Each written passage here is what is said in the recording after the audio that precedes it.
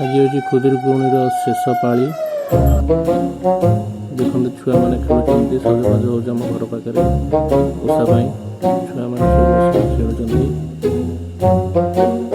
ଛୁଆମାନେ କେମିତି ଦୌଡ଼ୁଛନ୍ତି, ତାଙ୍କର ଖୁସି ହେବ। ସନ୍ଧ୍ୟାରେ ପୂଜା ଆରମ୍ଭ ହେଇଗଲା। ଏବେ ଦେଖନ୍ତୁ ସାଙ୍ଗମାନେ, ଝିଅମାନେ ପୂଜା କରୁଛନ୍ତି। କେତେ ସୁନ୍ଦର ଲାଗୁଛନ୍ତି ଠାକୁର। ଏଠି ହୁ ହୋଇ ପକା ଚାଲିଛି ମାଇକିରେ। ଶଙ୍ଖ ଫୁଙ୍କୁଛନ୍ତି ଭାଉଜ ଜଣେ, ଦେଖନ୍ତୁ।